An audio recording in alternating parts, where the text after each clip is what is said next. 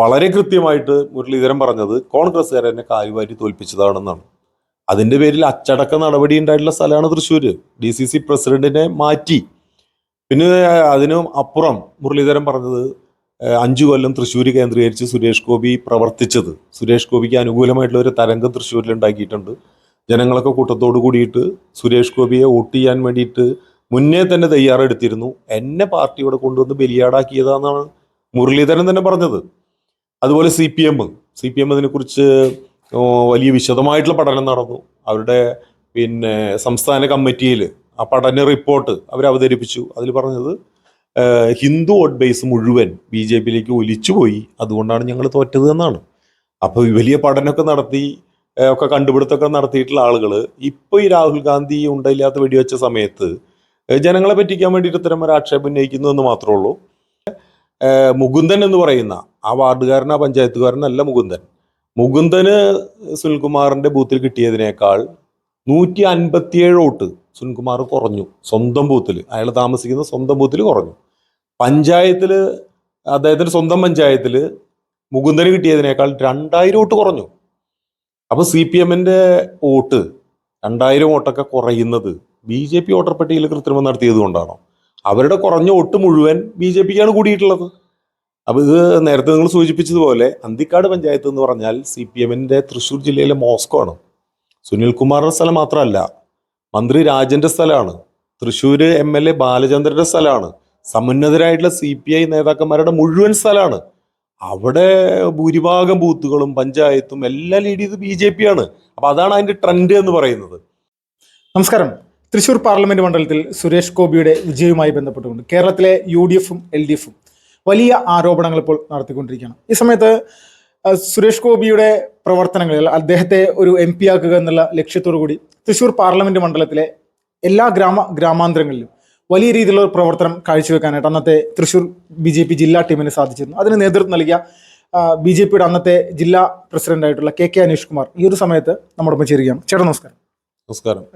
കേരളത്തിലെ മാധ്യമങ്ങളും അതോടൊപ്പം തന്നെ LDFും UDFും ഈ തൃശ്ശൂരിലെ BJPയുടെ വിജയവുമായി ബന്ധപ്പെട്ടുകൊണ്ട് വലിയ ആരോപണങ്ങൾ നടത്തിക്കൊണ്ടിരിക്കുകയാണ്. BJP ഒരു കള്ളവോട്ട് സൃഷ്ടിച്ചുകൊണ്ടിവിടെ വിജയിച്ചതാണെന്നാണ് പറയുന്നത്. എങ്ങനെ കാണുന്നു ഈ ഒരു സമയത്ത് ഇവരുടെ ഒരു പ്രതികരണത്തെ? തൃശ്ശൂരിലെ ജയം ഇടതുപക്ഷത്തിനും വലതുപക്ഷത്തിനും അതിലുപരി കേരളത്തിലെ മാധ്യമ പ്രവർത്തകർക്കും ആ വിജയത്തെ ഉൾക്കൊള്ളാൻ വേണ്ടി സാധിച്ചിട്ടില്ല. ഒരു വലിയ ആഘാതമാണ് കേരളത്തിലെ ഇടതുപക്ഷത്തിനും വലതുപക്ഷത്തിനും തൃശ്ശൂരിലെ BJPയുടെ വിജയം സമ്മാനിച്ചിട്ടുള്ളത്. ഒരു വർഷം പിന്നിട്ട സമയത്തെങ്കിലും അതിൽ നിന്ന് അവർ മോചിതരായിട്ടുണ്ടാകുമെന്നാണ് ഞങ്ങൾ പ്രതീക്ഷിച്ചത്. പക്ഷെ അതിപ്പോഴും തുടരുകയാണ്. അപ്പൊ എന്തുകൊണ്ട് തോറ്റു എന്നുള്ളത് കൃത്യമായിട്ട് പഠിച്ച് മനസ്സിലാക്കി മുന്നോട്ട് പോകാൻ തയ്യാറാകാതെ വീണ്ടും ഈ കള്ളപ്രചരണങ്ങൾ നടത്തി ജനങ്ങളുടെ മുമ്പിൽ ഒരു പുകമറ സൃഷ്ടിക്കാനും BJPയുടെ വിജയത്തിന്റെ പ്രഭ കെടുത്താനാണ് ആസൂത്രിതമായിട്ട് പരിശ്രമിച്ചുകൊണ്ടിരിക്കുന്നത്. പക്ഷെ ഇതൊക്കെ തിരിച്ചടിക്കും. ഇത് കൂടുതൽ BJPക്ക് അനുകൂലമായിട്ട് മാറുകയാണ് ചെയ്യാൻ പോകുന്നത്. കാരണം തെരഞ്ഞെടുപ്പിന് മുമ്പ് സുരേഷ് ഗോപി ജയിക്കാതിരിക്കാൻ വേണ്ടിയിട്ട് ഇതുപോലെ നിരവധി കള്ളപ്രചരണങ്ങൾ സുരേഷ് ഗോപിക്കെതിരെ BJPക്ക് എതിരായിട്ട് അവർ നടത്തി. പക്ഷെ അതെല്ലാം തിരിച്ചടിക്കുന്നതാണ് നമ്മൾ പിന്നീട് കണ്ടത്. കാരണം സുരേഷ് ഗോപിയെ പെണ്ണ് കേസിൽ കൊടുക്കാൻ വേണ്ടിയിട്ട് നോക്കി, സുരേഷ് ഗോപിയെ കരൂന്നൂർ കേസിന്റെ പേരിൽ കള്ളക്കേസിൽ കൊടുക്കാൻ നോക്കി, സുരേഷ് ഗോപി ഒരു വഴിപാട് നടത്തിയ സമയത്ത് അതിന്റെ പേരിൽ അപഹസിക്കാൻ നോക്കി. അങ്ങനെ നിരവധി തരത്തിൽ സുരേഷ് ഗോപിയെ തകർക്കാൻ വേണ്ടിയിട്ട് BJPയെ തകർക്കാൻ വേണ്ടിയിട്ട് പരിശ്രമിച്ചു. ആ പരിശ്രമത്തിന്റെ ഫലമാണ് സത്യത്തിൽ 75,000 വോട്ടിന്റെ വലിയ വിജയം BJPക്ക് തൃശ്ശൂരിൽ നേടിത്തന്നത്. ഇപ്പൊ ജയിച്ചതിന് ശേഷം പലതരത്തിലുള്ള കള്ളപ്രചരണങ്ങളാണ്. ആദ്യം പറഞ്ഞു പൂരം കലക്കിയിട്ടാണ് BJP ജയിച്ചത്. അതിനുശേഷം പറഞ്ഞു സഭക്കാര് വോട്ട് ചെയ്തുകൊണ്ടാണ് BJP ജയിച്ചത്. ഇപ്പൊ പറയുന്നു വോട്ടർ പട്ടികയിൽ കൃത്രിമം കാണിച്ചിട്ടാണ് BJP ജയിച്ചത്. അപ്പോൾ പൊതുജനം എന്ന് പറഞ്ഞാൽ കഴുതുകളല്ല. ഈ ഇടതുപക്ഷവും വലതുപക്ഷവും അതിന് നേതൃത്വം കൊടുക്കുന്നവർ മാത്രമാണ് ഞാൻ പറഞ്ഞ ആ കാറ്റഗറിയിൽ പെടുക. ബാക്കിയുള്ളവരെല്ലാവരും നല്ല ബുദ്ധിയുള്ള ആളുകളാണ്. എല്ലാ വിഭാഗം ജനങ്ങളുടെയും വലിയ പിന്തുണയോട് കൂടിയിട്ടാണ് സുരേഷ് ഗോപി ജയിച്ചത്. സുരേഷ് ഗോപിക്ക് വോട്ട് ചെയ്ത് ജയിപ്പിച്ച ജനങ്ങളാണ് തൃശ്ശൂരുള്ളത്.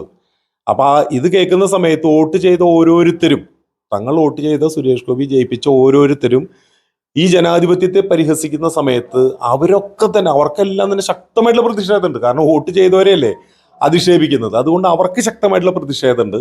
അപ്പൊ അതുകൊണ്ട് ഇത് അവർക്ക് ശക്തമായിട്ട് തിരിച്ചടിക്കാനാണ് സാധ്യത. അതുകൊണ്ട് ഞങ്ങൾ ഇതിന് വലിയ ഗൗരവത്തിൽ ഞങ്ങൾ കണ്ടിട്ടില്ല. ഞങ്ങൾ അടുത്ത തെരഞ്ഞെടുപ്പ് ജയിക്കാനുള്ള പണിപ്പുരയിലാണ്. ഇന്ന് വോട്ട് ചേർക്കണമെങ്കിൽ അവസാനത്തെ ദിവസമാണ്. ഞങ്ങളെല്ലാവരും വോട്ട് ചേർക്കുന്നതിന്റെ തിരക്കിട്ട വർക്കിലാണ്. അല്ല, ഞങ്ങൾ ഈ വിവാദത്തിന് പിന്നാലെ ഒന്നും ഞങ്ങൾ പോയിട്ടില്ല. ഇവരുടെ കരച്ചിൽ അവസാനിക്കുമ്പോഴേക്കും അടുത്ത കരച്ചിലുള്ള അവസരം ഉണ്ടാക്കാനാണ് ഞങ്ങൾ പരിശ്രമിച്ചുകൊണ്ടിരിക്കുന്നത്. ഇപ്പോൾ ഏറ്റവും പ്രധാനമായിട്ട് അന്തിക്കാട് എന്ന് പറയുന്ന പഞ്ചായത്ത് ഇവിടുത്തെ LDF സ്ഥാനാർത്ഥിയായിട്ടുള്ള വി സുനിൽകുമാറിന്റെ പഞ്ചായത്താണ്. അതൊരു ഗ്രാമീണ മേഖലയാണ്. ചരിത്രത്തിൽ ഇന്നേ വരെയും ഇല്ലാത്ത രീതിയിലുള്ള ഒരു വോട്ടിംഗ് ശതമാനം BJP കൂടെ വർദ്ധിപ്പിക്കാനായിട്ട് സാധിച്ചു. 1-ാം സ്ഥാനത്താണ് ഈ ഒരു പഞ്ചായത്തിലെത്തിയത്. അത് CPM സംബന്ധിച്ച് തൃശ്ശൂർ ജില്ലയിലെ ഒരു മോസ്കോ എന്ന് അവരറിയപ്പെടുന്ന ഒരു സ്ഥലം കൂടിയാണ്. CPIയുടെ പ്രധാനപ്പെട്ട സംസ്ഥാന കാര്യകർത്താക്കൾ എല്ലാവരും ഉദിച്ചുയർന്നിട്ടുള്ള ഒരു പഞ്ചായത്ത് കൂടിയാണ്. അവിടെ പരാജയപ്പെട്ടത് CPM സംബന്ധിച്ച് അവർ ഏത് തരത്തിൽ അതിനെ, അല്ലെങ്കിൽ CPI സംബന്ധിച്ച് ഏത് തരത്തിൽ അതിനെ ന്യായീകരിക്കാൻ അവർക്ക് സാധിക്കും?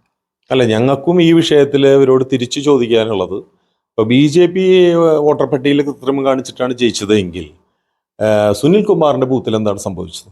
അവിടെ കൃത്രിമം നടന്നു എന്നുള്ളത് സുനിൽകുമാറിന് ആക്ഷേപമില്ലല്ലോ, കോൺഗ്രസിന് ആക്ഷേപമില്ലല്ലോ. പക്ഷെ അവിടെ മുകുന്ദൻ എന്ന് പറയുന്ന ആ വാർഡുകാരൻ, ആ പഞ്ചായത്തുകാരനല്ല മുകുന്ദന് സുനിൽകുമാറിന്റെ ബൂത്തിൽ കിട്ടിയതിനേക്കാൾ 157 വോട്ട് സുനിൽകുമാർ കുറഞ്ഞു. സ്വന്തം ബൂത്തിൽ, അയാൾ താമസിക്കുന്ന സ്വന്തം ബൂത്തിൽ കുറഞ്ഞു. പഞ്ചായത്തിൽ, അദ്ദേഹത്തിന്റെ സ്വന്തം പഞ്ചായത്തിൽ മുകുന്ദന് കിട്ടിയതിനേക്കാൾ 2000 വോട്ട് കുറഞ്ഞു. അപ്പോൾ CPMന്റെ വോട്ട് 2000 വോട്ടൊക്കെ കുറയുന്നത് BJP വോട്ടർ പട്ടികയിൽ കൃത്രിമം നടത്തിയത് കൊണ്ടാണോ? അവരുടെ കുറഞ്ഞ വോട്ട് മുഴുവൻ BJPക്കാണ് കൂടിയിട്ടുള്ളത്. അപ്പോൾ ഇത് നേരത്തെ നിങ്ങൾ സൂചിപ്പിച്ചതുപോലെ അന്തിക്കാട് പഞ്ചായത്ത് എന്ന് പറഞ്ഞാൽ CPMന്റെ തൃശ്ശൂർ ജില്ലയിലെ മോസ്കോ ആണ്.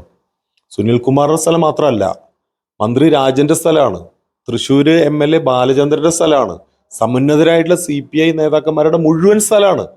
അവിടെ ഭൂരിഭാഗം ബൂത്തുകളും പഞ്ചായത്തും എല്ലാം ലീഡ് ചെയ്ത് BJP ആണ്. അപ്പൊ അതാണ് അതിന്റെ ട്രെൻഡ് എന്ന് പറയുന്നത്. ഇത് മാത്രമല്ല, നാട്ടിക, അദ്ദേഹത്തിന്റെ മണ്ഡലം നാട്ടികയിൽ BJP 10,000-ലധികം വോട്ടിന്റെ ലീഡാണ്. അവിടെ ഒരു ബൂത്തിൽ പോലും ആക്ഷേപമില്ലല്ലോ. തൃശ്ശൂരിൽ ഒരു ബൂത്തിൽ മാത്രമല്ല ഈ ആക്ഷേപമുള്ളത്. നാട്ടികയിൽ ഒരു ആക്ഷേപവും ഇല്ല, അവിടെ കൃത്രിമം കാണിച്ചതൊന്നുമില്ല. പക്ഷെ അവിടെ BJP 10,000-ലധികം വോട്ടുകൾക്ക് ലീഡ് ചെയ്തു. ഒരു ആക്ഷേപവും ഇല്ലാത്ത ബാക്കി 5 നിയോജക മണ്ഡലങ്ങളിലും BJP വൻ ലീഡാണ്.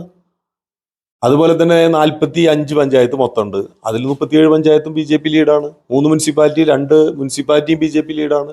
കോർപ്പറേഷൻ 35 ഡിവിഷനും മൊത്തം BJP ലീഡാണ്. അപ്പോൾ ഇതൊക്കെ എങ്ങനെ സംഭവിക്കുന്നു? അപ്പോൾ ഇത് ജനങ്ങൾ അവർക്ക് നൽകിയിട്ടുള്ള തിരിച്ചടിയാണ്, കനത്ത തിരിച്ചടിയാണ്. അത് തിരിച്ചറിയാതെ ഇത്തരത്തിൽ അപവാദ പ്രചരണങ്ങളുമായിട്ട് മുന്നോട്ട് പോയി കഴിഞ്ഞാൽ ഇതിനേക്കാൾ ശക്തമായിട്ടുള്ള തിരിച്ചടിയാണ് ഇനി അവരെ കാത്തിരിക്കുന്നത്. ഇത്രയും നാൾ അവർ പറഞ്ഞതൊക്കെ ഇപ്പോൾ വിഴുങ്ങിക്കൊണ്ടിരിക്കുകയാണ്. കോൺഗ്രസ് എന്താണ് പറഞ്ഞത്? കോൺഗ്രസ് പറഞ്ഞത് വളരെ കൃത്യമായിട്ട്, മുരളീധരൻ പറഞ്ഞത് കോൺഗ്രസ്സുകാരെ എന്നെ കാലുവാരി തോൽപ്പിച്ചതാണെന്നാണ്. അതിൻ്റെ പേരിൽ അച്ചടക്ക നടപടി ഉണ്ടായിട്ടുള്ള സ്ഥലമാണ് തൃശ്ശൂർ. DCC പ്രസിഡന്റിനെ മാറ്റി. പിന്നെ അതിനും അപ്പുറം മുരളീധരൻ പറഞ്ഞത് 5 കൊല്ലം തൃശ്ശൂർ കേന്ദ്രീകരിച്ച് സുരേഷ് ഗോപി പ്രവർത്തിച്ചത്, സുരേഷ് ഗോപിക്ക് അനുകൂലമായിട്ടുള്ള ഒരു തരംഗം തൃശ്ശൂരിൽ ഉണ്ടാക്കിയിട്ടുണ്ട്.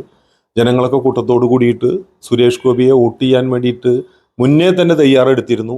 എന്നെ പാർട്ടിയോടെ കൊണ്ടുവന്ന് ബലിയാടാക്കിയതാണെന്നാണ് മുരളീധരൻ തന്നെ പറഞ്ഞത്. അതുപോലെ CPM അതിനെക്കുറിച്ച് വലിയ വിശദമായിട്ടുള്ള പഠനം നടന്നു. അവരുടെ സംസ്ഥാന കമ്മിറ്റിയിൽ ആ പഠന റിപ്പോർട്ട് അവർ അവതരിപ്പിച്ചു. അതിൽ പറഞ്ഞത് ഹിന്ദു വോട്ട് ബേസ് മുഴുവൻ BJPയിലേക്ക് ഒലിച്ചുപോയി, അതുകൊണ്ടാണ് ഞങ്ങൾ തോറ്റത് എന്നാണ്. അപ്പോൾ വലിയ പഠനമൊക്കെ നടത്തി, ഒക്കെ കണ്ടുപിടുത്തമൊക്കെ നടത്തിയിട്ടുള്ള ആളുകൾ ഇപ്പോൾ ഈ രാഹുൽ ഗാന്ധി ഉണ്ടയില്ലാത്ത വെടിവെച്ച സമയത്ത് ജനങ്ങളെ പറ്റിക്കാൻ വേണ്ടിയിട്ട് ഇത്തരം ഒരു ആക്ഷേപം ഉന്നയിക്കുന്നു എന്ന് മാത്രമേ ഉള്ളൂ. ഇനി വോട്ടർ പട്ടികയിൽ അനധികൃതമായിട്ട് ആളുകൾ തീരെ ഇല്ല എന്നൊന്നും ഞങ്ങൾ പറയുന്നില്ല. കാരണം CPM എല്ലാ കാലത്തും അനധികൃതമായിട്ട് വോട്ടർ പട്ടികയിൽ പേര് ചേർക്കുന്ന ആളുകളാണ്.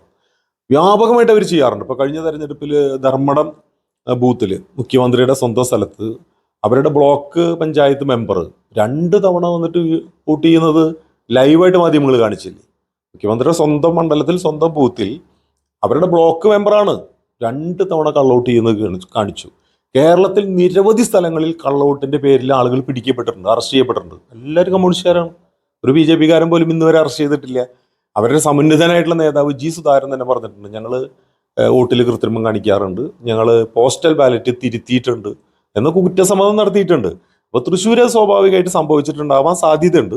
കാരണം വ്യാപകമായിട്ട് CPM കള്ളവോട്ടൊക്കെ ചേർത്തിട്ടുണ്ടാവാൻ സാധ്യതയുണ്ട്. കുറച്ച് തെളിവുകളൊക്കെ ഇപ്പം ഞങ്ങൾക്ക് കിട്ടിയിട്ടുണ്ട് കള്ളവോട്ട് ചേർത്തതായിട്ട്. അപ്പോൾ ഇല്ല എന്ന് ഞങ്ങൾ പറയുന്നില്ല. പക്ഷെ ഞങ്ങളല്ല അത് ചെയ്തിട്ടുണ്ടെങ്കിൽ അത് CPM തന്നെയായിരിക്കും. പിന്നെ എന്തുകൊണ്ട് പരാതിപ്പെട്ടില്ല എന്ന് ചോദിച്ചു കഴിഞ്ഞാൽ 75,000 വോട്ടിന് ജയിച്ചിട്ട് പിന്നെ ഞങ്ങൾ പരാതിയായിട്ട് നടക്കുകയാണോ? ഇപ്പോൾ ചോദിക്കേണ്ടത് എന്താ BJP പരാതിപ്പെട്ടില്ല എന്ന്? 75,000 വോട്ടിന് ഞങ്ങൾ ജയിച്ചു കഴിഞ്ഞു, പിന്നെ പരാതിയുടെ പിന്നാലെ പോകാൻ ഞങ്ങൾക്ക് സമയമില്ല. ഞങ്ങൾ അടുത്ത തെരഞ്ഞെടുപ്പ് ജയിക്കാനുള്ള പ്രവർത്തനത്തിന് പിന്നാലെയാണ്. ഇപ്പം നമ്മുടെ പാർലമെന്റ് ഇലക്ഷന് മുന്നോടിയായിട്ട് നമ്മുടെ അന്നത്തെ MP TN പ്രതാപൻ അദ്ദേഹം സ്വന്തം കയ്യിൽ നിന്ന് പണം എടുത്തുകൊണ്ട് പ്രത്യേകിച്ച് നാട്ടിക വാടാനപ്പള്ളി പോലെയുള്ള പഞ്ചായത്തുകൾ, തീരദേശ പഞ്ചായത്തുകളിലെല്ലാം അദ്ദേഹത്തിന്റെ പേര് സ്വന്തം ആയിട്ട് എഴുതുന്നൊരു കാഴ്ച ഉണ്ടായിരുന്നു. മാധ്യമങ്ങളൊക്കെ റിപ്പോർട്ട് ചെയ്തൊരു വിഷയമായിരുന്നു. സ്ഥാനാർത്ഥി നിർണയത്തിന് ശേഷം അദ്ദേഹം പുറത്താകുന്നൊരവസ്ഥയായിരുന്നു. മുരളീധരൻ വരികയും ചെയ്തു. അന്ന് ആ ഒരു തെരഞ്ഞെടുപ്പിലടക്കം പരാജയപ്പെട്ടതിന് ശേഷം ഇപ്പോഴാണ് ഈ TN പ്രതാപൻ മുന്നോട്ട് വരുന്നത്. ഇവിടെ കള്ളവോട്ട് നടത്തിയിട്ടാണ് BJP വിജയിച്ചെന്നുള്ള രീതിയിൽ വലിയ ആരോപണമായിട്ട് അദ്ദേഹം ഇപ്പോൾ വന്നിരിക്കുകയാണ്. TN പ്രതാപനോട് ഈ ഒരു സമയത്ത് എന്താ പറയുക? അയാളൊരു വിശ്വാസ്യതയില്ലാത്ത ആളാണ്. അയാൾ വാക്കുകൾക്ക് മറുപടി തന്നെ പറയുക എന്ന് പറഞ്ഞു കഴിഞ്ഞാൽ അത് ആവശ്യമില്ല എന്നാണ് എനിക്ക് തോന്നുന്നത്. എന്നാലും നിങ്ങൾ ചോദിച്ചുകൊണ്ട് മാത്രം പറയുകയാണ്. സുരേഷ് ഗോപി കഴിഞ്ഞ 5 വർഷമായിട്ട് തൃശ്ശൂരിൽ താമസിക്കുന്നു എന്നുള്ളത് തൃശ്ശൂരിലെ മുഴുവൻ ആളുകൾക്ക് അറിയാം. കോൺഗ്രസിന് തന്നെ എത്രയോ നേതാക്കന്മാർ സുരേഷ് ഗോപി താമസിക്കുന്ന വീട്ടിൽ വന്ന് അദ്ദേഹത്തെ കണ്ട് പല ചർച്ചകളും നടത്തിയിട്ടുണ്ട്. CPMന്റെ നേതാക്കന്മാർ, തൃശ്ശൂർ മേയറൊക്കെ എത്രയോ തവണ നെറ്റിശ്ശേരിയിൽ വീട്ടിൽ വന്ന് സുരേഷ് ഗോപിയോടൊപ്പം വർത്തമാനം പറഞ്ഞിട്ടുണ്ട്, ഭക്ഷണം കഴിച്ചിട്ടുണ്ട്. തൃശ്ശൂരിലെ മുഴുവൻ മാധ്യമ പ്രവർത്തകർക്ക് അറിയാം. സുരേഷ് ഗോപിയുടെ ഇൻ്റർവ്യൂ ഒരു 50 തവണയെങ്കിലും തൃശ്ശൂരിലെ മാധ്യമ പ്രവർത്തകർ ആ വീട്ടിൽ എടുത്തിട്ടുണ്ട്.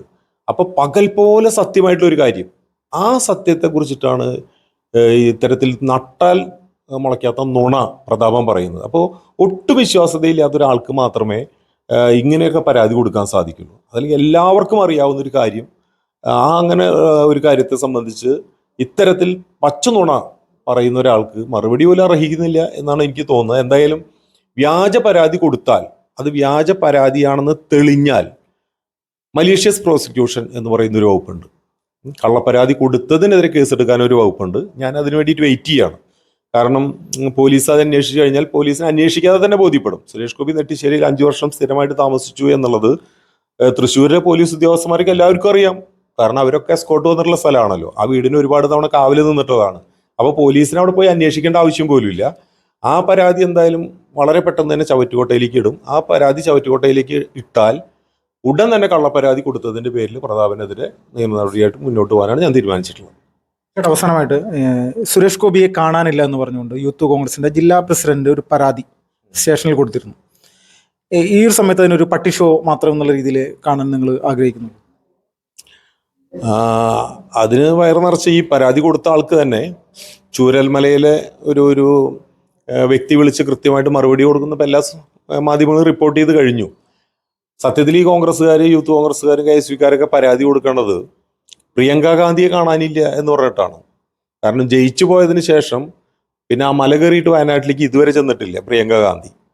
സുരേഷ് ഗോപി 17-ാം തീയതി വരെ, ഈ ജൂലൈ 17-ാം തീയതി വരെ എന്ന് പറഞ്ഞാൽ ഒരു മാസമായിട്ടില്ല, അദ്ദേഹം ഇവിടെ വന്ന് എല്ലാ സ്ഥലത്തും പരിപാടികളിൽ പങ്കെടുത്തു. വെള്ളം കയറിയ സ്ഥലങ്ങളിൽ പോയി, കൃഷിനാശം ഉണ്ടായിട്ടുള്ള സ്ഥലങ്ങളിൽ പോയി പോരുക മാത്രമല്ല, സ്വന്തം കയ്യിൽ നിന്ന് കൃഷിക്കാർക്ക് പണം കൊടുത്ത് അവിടെ കാര്യങ്ങളെല്ലാം ചെയ്തതിന് ശേഷമാണ് അദ്ദേഹം ഡൽഹിയിലേക്ക് പോയത്.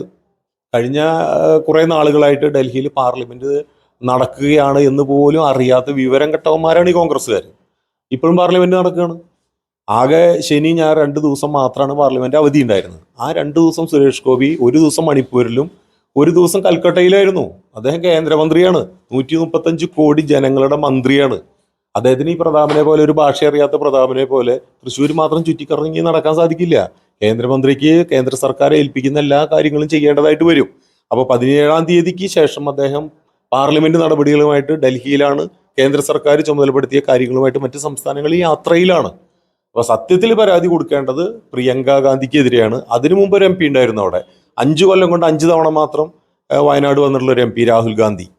അവരൊക്കെയാണ് ഈ അപ്രത്യക്ഷരാകുന്ന ആളുകൾ. രാജ്യത്തൊരു പ്രധാന സംഭവം നടക്കുന്ന സമയത്തൊക്കെ പട്ടായ ദ്വീപിലേക്കും മക്കാവ് ദ്വീപിലേക്കും ഒക്കെ ഒളിയാത്ര പോകുന്ന ആളുകളൊക്കെ കോൺഗ്രസ് നേതാക്കന്മാരാണ്. ഞങ്ങളുടെയൊക്കെ തുറന്ന പുസ്തകമാണ്. അവരൊക്കെ എവിടെയാണ് ഉള്ളത് എന്നുള്ളത് അവർ സോഷ്യൽ മീഡിയ നോക്കിയാൽ പോലും കാണാൻ സാധിക്കും. രാഹുൽ ഗാന്ധിയൊക്കെ 1.5 മാസക്കാലം മുങ്ങുന്നത് എവിടെ നോക്കിയാലേ കാണാൻ സാധിക്കുക.